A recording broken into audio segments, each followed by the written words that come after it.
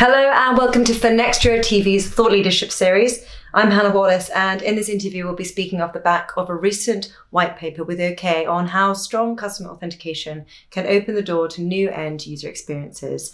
To guide us through the topic now and calling in is OK's CEO, Fabien Ignaccolo. So welcome, Fabien. Thank you very much for calling in. Hi, Anna. My pleasure. Good to have you on. So yes, recently the European payments industry's shift to strong customer authentication has been stirring a lot of discussion. And as it rolls out across Europe, users will be introduced to a new way of authenticating themselves. So with this in mind, what role do you think user experience plays in the success of strong customer authentication? Let's start there. Yeah, great. I think for digital users, they're very sensitive to digital experience nowadays, and I think the role is very central. It's a real shift, changing from, credentials to log on and OTP by SMS, one-time password by SMS, to app-based authentication. And, in this context, neobanks have massively invested in user experience, and user interfaces. So, authentication is not a wow feature, but it has to blend in, into their user experience. It has to be frictionless or as frictionless as can be.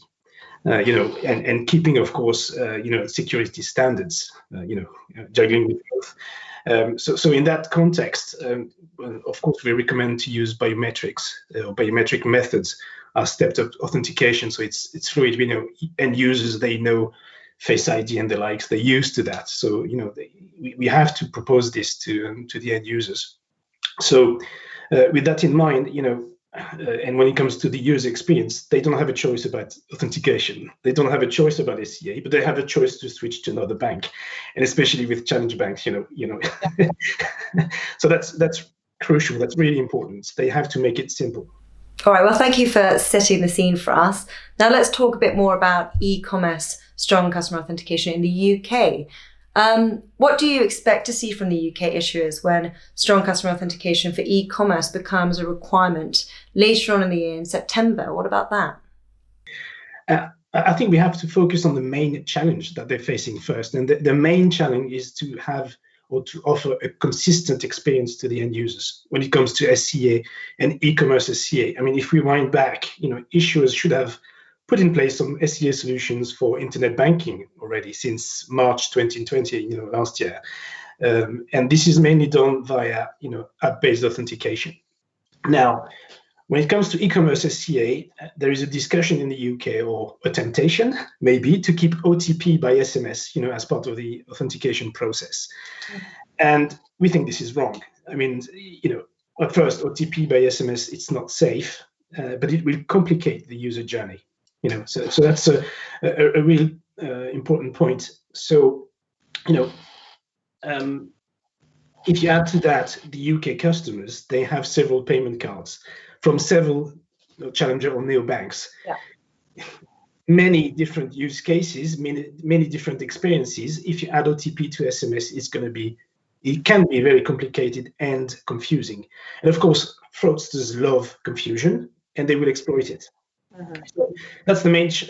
What we expect is that the issuers, whenever it comes to authentication, that any user journey requesting authentication ends up in the banking app, so that you streamline it. That's right, because the technical demands, constraints, and consequences for the various parties involved in the chain, from the issuers and banks to the end users and merchants, are far-reaching, aren't they? But what about strong customer authentication beyond Europe? Are we seeing a demand for it outside of Europe, do you think?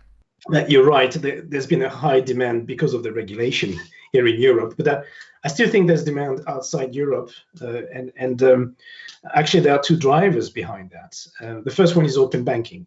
Obviously, the world is watching what Europe is doing with open banking, and there are some regions in South America, Brazil, Asia Pac that are looking at Europe, and they have launched initiatives or will be launching initiatives around open banking.